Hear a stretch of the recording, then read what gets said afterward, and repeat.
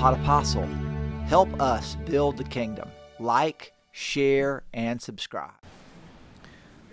We'll just glance back at the first reading for a moment. Another kind of long reading, as we've been having these long readings from the book of Kings. So what's happening? Solomon was old now. Remember, Solomon was so wise, right? The wisdom and the Queen of Sheba, and this, like, man, it is wiser than we can even imagine. Well, what has happened to him as he's gotten older? He's fallen under the sway of his pagan wives. And he went wrong a number of different ways. If you just go back, God told him not to store up too much wealth. Guess what he did?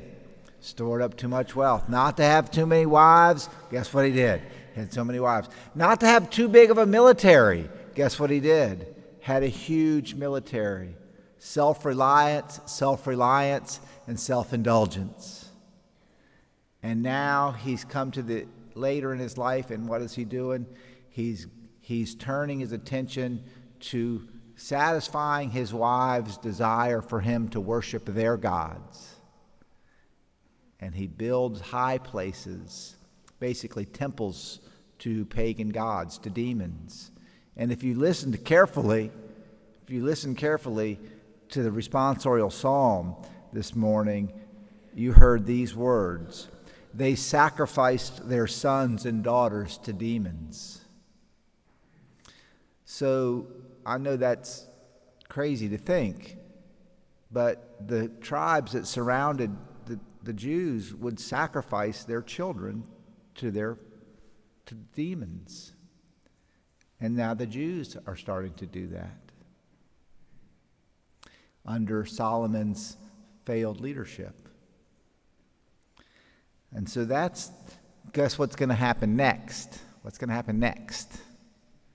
Well, we heard about it. It was prophesied. The kingdom is going to be divided and weakened. And the history of Israel unfolds. And you heard these words. I didn't realize I was going to talk about kings. But anyway, we'll get to the Syro-Phoenician woman in just a second. But what was prophesied is that the kingdom is going to be divided and weakened. And we heard these words. He did evil in the sight of God. And how many times are the kings of Israel and the kings of Judah going to be described as he did evil in God's eyes? He did over and over and over and over. Very few of the kings were good.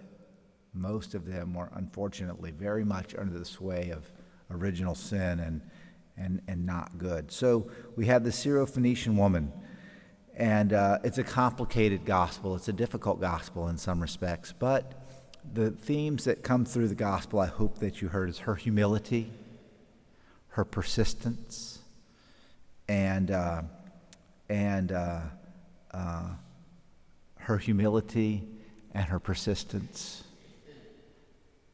So Jesus is apparently wanting a little break, and she says, I'm going anyway, right? I don't know if you ever think God gets tired of hearing your prayers, okay? But don't give up. Keep praying, okay? So there's just these lessons woven in here. He entered the house and didn't want anybody to know, but he couldn't escape notice. This woman comes. She falls at his feet in humility. She begs him this prayer. Jesus seems to rebuff her. And what does she do? She persists. So humble persistence in prayer.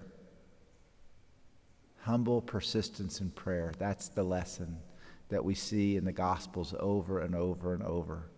So today, as we see the damage that Solomon is doing to his kingdom and his people, this poor leadership, let's pray for good leaders, right? Let's pray for good leaders inside the church and outside the church, in our civil government, in our families.